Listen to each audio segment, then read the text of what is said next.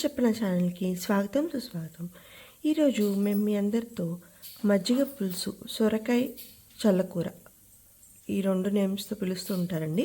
So దీని recipe చూపించబోతున్నాను. దీనికి కావాల్సిన పదార్థాలు: క్యూబ్స్లా తరిగి పెట్టుకున్న సొరకాయ ముక్కలు, పచ్చిమిర్చి, కరివేపాకు, వెల్లుల్లి ఇలా చిన్న పీసెస్లా కట్ చేసి పెట్టుకోవాలండి, తాలింపు, ఉప్పు, ఆయిల్, కొత్తిమీర, శనగపిండి అండ్ కొంచెం పుల్లగా అయిన పెరుగుని ఇలా కొంచెం చిక్కగా మజ్జిగలా చేసుకోవాలండి. ఇప్పుడు దీన్ని ఎలా చేయాలో చూద్దాం. సో ఇప్పుడు మజ్జిగలో శనగపిండి వేసుకుని ఉండలు లేకుండా ఇలా కలుపుకోవాలండి పొయ్యి మీద పెట్టుకుని. ఆ తర్వాత వేయించి పెట్టుకున్న తాలింపు, ఈ వెల్లుల్లి తాలింపు ఇందాక చూపించాను కదండి, సో అవన్నీ వేయించుకోవాలి. సొరకాయ ముక్కలు ఒక విజిల్ రానిస్తే ఇలా చక్కగా ఉడికిపోతాయండి. అవి కూడా వేసేసుకుందాం.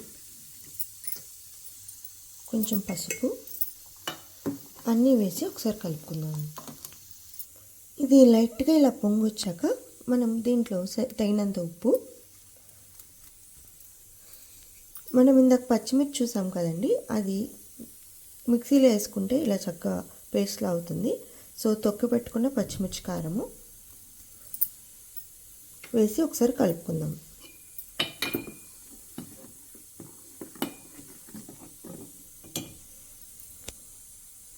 ఇప్పుడు దీనిపైన కొత్తిమీరతో గార్నిష్ చేస్తే కమ్మని చల్లకూర రెడీ అండి.